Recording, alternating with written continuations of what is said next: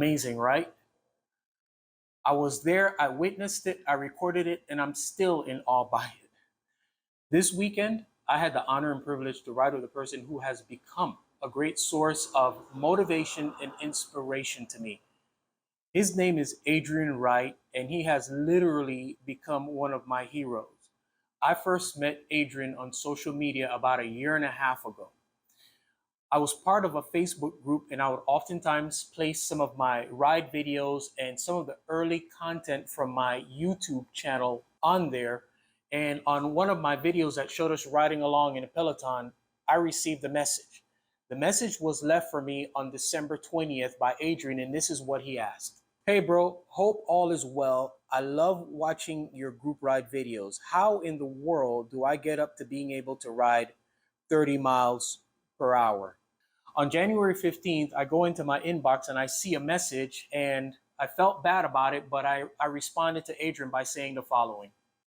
Sorry, just seeing this. Riding 30 miles per hour under any circumstance other than going downhill is tough. Assuming everything is good with your bike and equipment, fit, etc., on your own, on a long stretch of road, try to ride as fast as you can. Whatever speed you achieve as your max, you will find that it is not sustainable. That was my sound advice to Adrian. Now, between December 20th, when Adrian left the message, and January 15th, a life-altering event took place in Adrian's life. Ernest, a friend of Adrian, had left a message for the Facebook group, letting them know that one of the members was struck by a car on the day that he set out to do his birthday miles. It was a hit and run situation. He was left on the side of the road. By the time he was found and taken to the hospital, his leg had to be amputated above the knee. At the time, the usual goes out, thoughts and prayers for the family. I believe there was a GoFundMe page set up, but something about this story had me following it intently.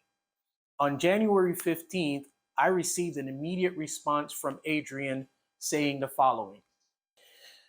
I was in a bad hit and run. It will be a while before I ride again. Ended up having had my leg amputated. That shook me. We had a little bit of a semi-humorous exchange about it.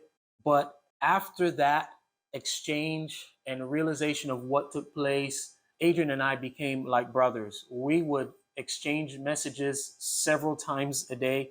He would ask me all manner of information about cycling, and I would share everything that I possibly could with him because I wanted to be a source of encouragement to make sure that he did not give up on the sport.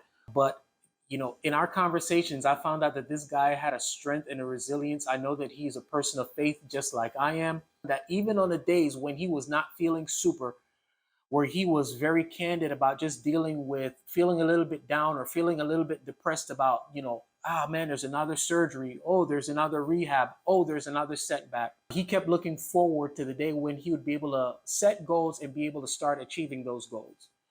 One of the things that Adrian and I talked about was being able to ride together. And because the Metro Atlanta Cycling Club annual One Love Century was coming up, I said, hey, are you planning to participate in this event?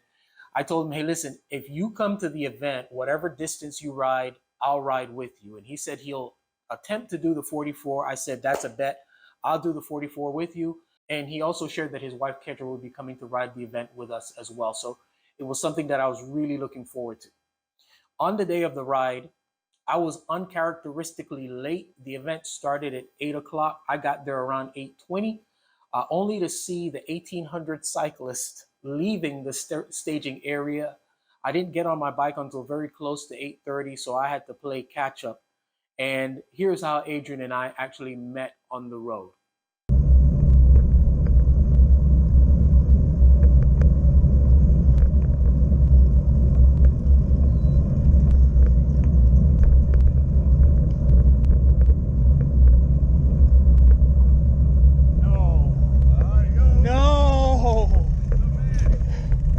What's up, bro? Adrian on the Bianchi. Oh man. How you doing? Long time fan, man. Wow. How you doing? Doing great. How these hills treating you? To that one right there. Went over, got registration. I'm doing wonderful. That's my wife, Katie. Oh, hey, how are you? Wonderful. Nice to meet you. Did I say good morning to you when I passed by? Tell me I said good morning. You probably did. I You probably did. Some people have hearing me, and so like the hills got people getting. That's deaf. right.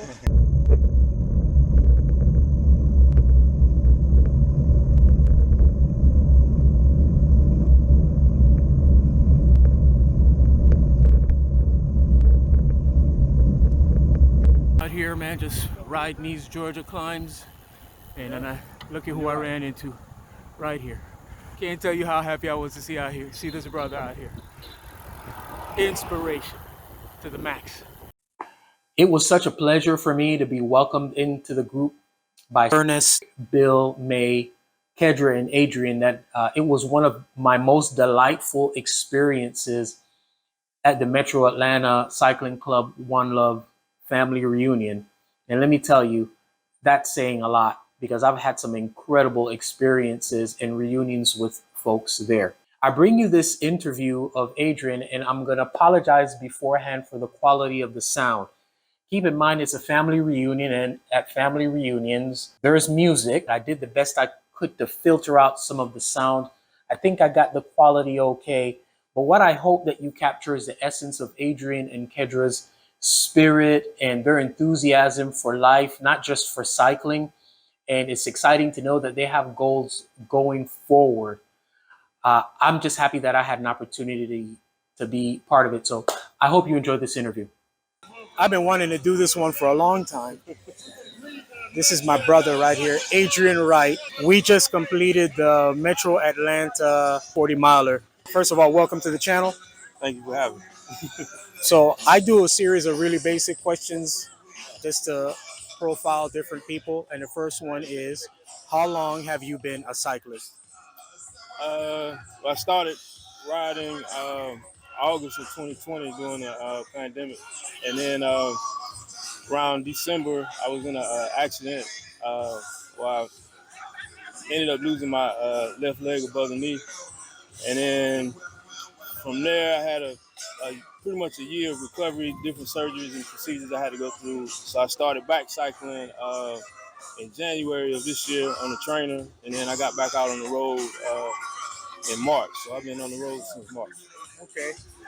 And who introduced you to cycling? I was bored during the pandemic, and decided I needed to get in shape, so I was lifting weights. And there was a guy out of Texas. He's a band director. I'm a band director as well. But he had got into fitness, and he became a personal trainer. So I asked him, I said, man, I'm lifting weights, I'm doing muscle, but I need to lose this body fat. So he's like, man, you just need to do some cardio. So I started looking out around the house, like, what kind of cardio could I do? My wife had like 3 bikes. So Kendra has 3 bikes? Yeah. So I said, well, let me use one of these bikes. She's not riding all 3 of them. So I would work out, lifting the weights, and then I would go out for like 1 or 2 miles. That became 3 or 4. Worked my way up to 10, got to 15, and then I met a group of guys in Dillon that rode on Tuesday, Thursdays, and Saturdays. I started riding with them, and I was hooked. Okay. And what was your first bike? Well, it was one of your wife's bikes that you borrowed. So what bike was that?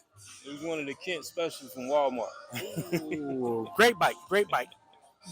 And what is your rig now? What do you have now? Right now, I have a Cannondale CAD 10. Now, just out of curiosity, how did you learn about the Cannondale CAD 10? Watching your channel. All right, that was kind of like a solicited testimonial. You learn about what bike you should buy on my channel. But how did you feel about the ride today? I know that where you are, you guys don't have elevation, and this had to be a little bit of a challenge for you. So how did you feel on the ride? I was a little nervous about it coming in because the most elevation I ever did was about 450 feet, and today was over 2,000. So a little apprehensive about that. But once I got on the ride, I felt much better about it. There was a couple of hills that had me questioning why I came out here, though, but I enjoyed it overall. Awesome. And I know you have a foundation. Can you tell us a little bit about your foundation? All right. While I was in rehab, a group of community members and friends came together and they formed Right Hearts Foundation.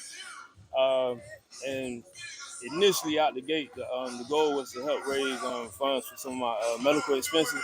But we're in the process now of transitioning to a nonprofit and trying to find ways to help the community and give back. That is awesome. And your wife also rides? Yeah. She actually been riding longer than me, just not as consistent. I mean, we went on a ride one time, and Ma'am, I'm sorry, we're recording right here. You just got into. It's okay. I'm gonna get you. What's your name? Tammy Allen. Gotta see it. Tammy Allen, one love. Thank you, Tammy. That's okay. so we were riding through the neighborhood, and was on the way back to the house, and she was dragging me, and we was. As soon as we got to the driveway, we had hit the 6 mile mark, and she was like, "I'm gonna go and try to get 10." And I was like, "Well, I'll see you when you come back." Yeah, she's recently got really dedicated with it, and we go out together about three times a week. She's strong. I can tell you that. So can we get her in here to say hi real quick? Sure. Kendra? Hey. Kadria. It's Kadria? I'm calling her. Everybody says she got Somebody twin else. sisters named Kendra. You got a twin sister named Kendra? Okay, we just wanted to get you in here real quick just to say hi. All right, so tell us your name. Hello. My name is Kadra Wright. Kadra McQueen Wright. McQueen. Well, first of all, you guys both have been an inspiration to me, and I share you guys' story with my wife and some of my friends, and I felt privileged to be able to ride with you guys today, and I just wanted to thank you guys for giving me the opportunity to hang out with you guys.